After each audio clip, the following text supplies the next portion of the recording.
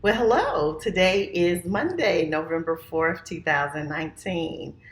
I don't know about you guys, but first, just let me start off by saying, is it just me or is it hard to believe that we are in the final 2 months of the year? Yes, it is November. And before we know it, we are literally getting ready for the calendar year of 2020. Some of us may be in our budget year 2020, but 2020 is on the way. So let me just officially welcome you and thank you for watching our HR moment with Menifield and Associates. My name is Angela Hooper Menifield, and I am your Chief Equipping Officer. Couple of announcements I'd like to get out of the way for those of you who follow us regularly. We will be on the radio again tomorrow. That's at 1:30 Eastern Standard Time. So if I can put the link again on how to connect with it and listen live on the radio station in the comments below. But I would love to have your support. I did just today get the recording from last Monday, so we can add that as well to one of the things that we give you. In addition, I want to say that we are very excited to have transformed our Speakers Club. Many of you know that I've been hosting a Speakers Club locally in Newark, and due to weather, parking, traffic, it's just been really hard for the participants to join us. And so one of the things we're also going to do is move that to a virtual program. So the good news is our local participants can enjoy it and do so at the comfort of their own desk or at home. But the other great thing about this is you, no matter where you're located, and that's literally in the world, you can join our Speakers Club as well. So if you're interested, inbox me and I can send you a link to our Zoom meeting and a link to enroll. Now, today's HR topic, improvement. So this past weekend was the Saturday for me to again teach the HR SHRM certification class. And so one of the comments that we began to really discuss, and we're in the book that's on workplace. How do you get improvement in the workplace and get that buy-in so that everybody is always self-assessing, reevaluating, looking at how they do what they do, but then how can they do it better? Well, you can do research. Of course, there's lists and lists that talk about how do I improve my team? How do I get things to be better? One of the things that shows up everywhere, no matter where you're looking, and it's in alignment with what we talk about even when we say, what are some of those leadership traits that people look for within a leader of an organization? The number one trait is leading by example. So in other words, modeling the behaviors, modeling what it is you say you are looking for. So guess what? If you really want your team to improve, the best thing you can do is model growth and improvement in front of them. So in other words, don't be the supervisor that has a training or a training suggestion for everybody else, but yet we notice you never go to training. And I've actually been in that situation where I've been working with an organization and we're doing all this great work. And then at one point I made a suggestion to the leader of the organization. And I said, we've been doing a lot of masterminds and a lot of trainings with the team. I think it would be good to separate the senior leadership and pull them out of the general group training and do a separate training with them and the rest of the senior leadership, which includes you. I promise you, this person looked at me like, I had asked them for all the money out of their wallet. Because you expect me to do this? And I thought, well, yeah, why wouldn't you want to be a part of a training with your team?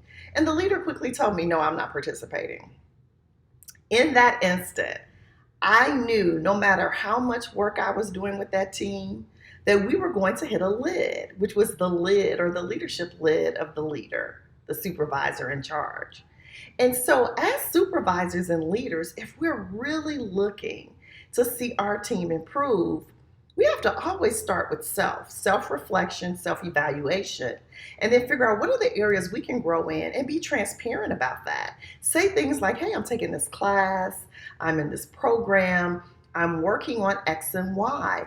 Because the moment that you do something like that and you own the improvement that you're seeking for yourself, you empower your team to say, oh, guess what? Hey, me. There's some areas that I would like to improve in too. Because now we've made growth, improvement, growing ourselves something that's not viewed as a negative, something that's not viewed as it means that I'm lacking or deficient. You standing in that position saying, we're really good, but this is where I want to get better, empowers everybody in your team to say, oh, wow, this is where I want to be better too. So, as a leader, supervisor, person in charge, head of committee, all those other things, we model the behaviors. You guys hear me talking a lot about BNI and how this is my first year being the president. Well, in BNI, we have goals. And so I have charged myself first, but the other members of the leadership team to work towards those goals. So we have to get CEUs, which is continuing education units, bring visitors, do referrals. But you know what? I can stand in front of that room every week and talk about that. But if nobody ever sees me doing it, what do you really think they're going to do? The bare minimum, whatever is acceptable. And I have no credibility with that. In our radio interview last week, one of the questions the radio host asked me was, what made me unique? What made me different or set me apart from other coaches and people who did what I did? And of course, I said a few things. And again, feel free to go back and listen to the recording. But one of the biggest things that I said was, I'm a product of the product. I mean, think about that for a minute. Are you coaching with a coach that does not have a coach? Think about that. I mean, it would be like, I say this often when I go to the nail salon. I'm looking to see who is a product of the product. Because if none of the people who are experts in this field are using this product, then the question for me would be, well, why am I allowing them to put this on my nails, right? And so for me, that matters. We have to always sell ourselves first. So again, going back to this improvement thing, how are you working to improve as that supervisor, as that team lead, as that committee chair? Because if it's nowhere, or if it's in secret in the closet and no one knows that you're doing anything to advance your growth, you limit your credibility. You limit your freedom of speech on that subject. It's like people are thinking when you say it, I don't really know if you're the right person to talk to me about growth and improvement because I don't see you doing anything. Now, you could be doing something, but again, that goes back to the transparency piece, right? So, if you really want your team to improve, if you really want to empower them to grow, start with you. Say, this is what I'm doing. Invite people on the journey. It just feels different. It has a different energy, right? And yes, I went there. I said energy. But it does. Because if I just say, hey, Sam, I really think you need to do some training on writing, it can feel as if I'm looking at Sam and highlighting his deficits. But if I say, hey, Sam, I found this great writing course that I'm going to take. Because, while I feel like I write pretty good, I think I can always get better. Would you like to join me in that course? Oh my gosh, think about how that sounds. That's totally different, a different energy, a different lens, a different perspective. So now Sam and I feel as if we're in this together, and it's not you telling me where I need to grow and where I'm deficient. So how do you get your team to focus on improvement? It starts with you. We can take a sports analogy, and again, I love sports.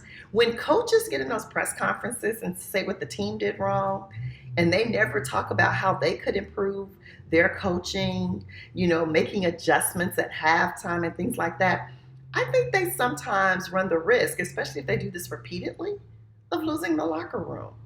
So again, it always starts with us, because as you've heard us say before, the highest level of leadership is self-leadership. Start with you, model the behaviors you want to see in others. And I'll take this a step further, even though it's a little segue. Think about your home, right? You're the lead, the head, the in charge person of your kids and other things.